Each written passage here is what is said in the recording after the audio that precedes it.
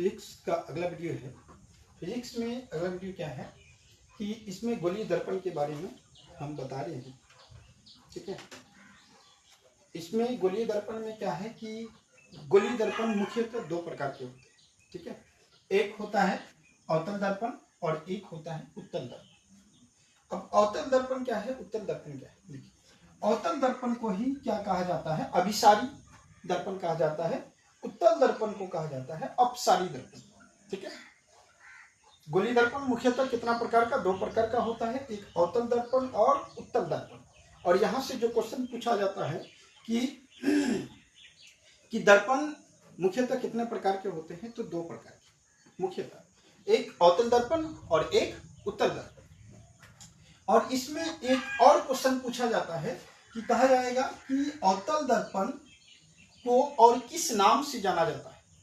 अवतल दर्पण को और किस नाम से जाना जाता है? तो अवतल दर्पण को अभिसारी दर्पण के नाम से जाना जाता है और उत्तल दर्पण को किस नाम से जाना जाता है? तो अपसारी अपसारी दर्पण से जाना जाता है। ठीक है, अब अवतल दर्पण का उपयोग कहाँ कहाँ होता है और उत्तल दर्पण का उपयोग कहाँ कहाँ होता है?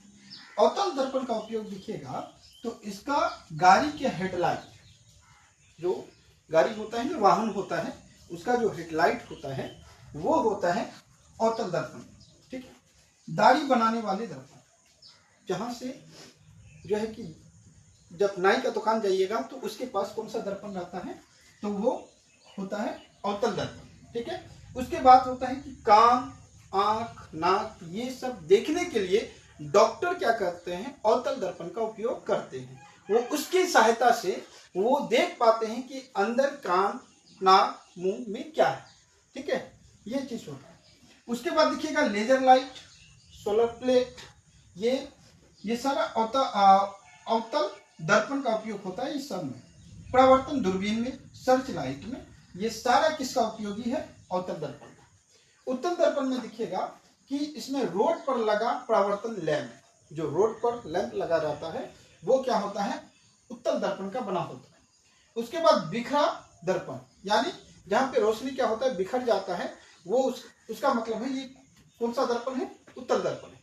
उसके बाद गाड़ी में पीछे देखने के लिए कौन सा दर्पण का उपयोग करते हैं? तो उत्तल दर्पण का उपयोग करते हैं। इसमें तीन प्रकार का ये मुख्यतः है जो कि खास करके क्वेश्चन इस उत्तल दर्पण से पूछा जाता है। और अवतल दर्पण से ये जो हम 6 इसका उपयोग लिखा है, ये सबसे इंपॉर्टेंट है और इसी से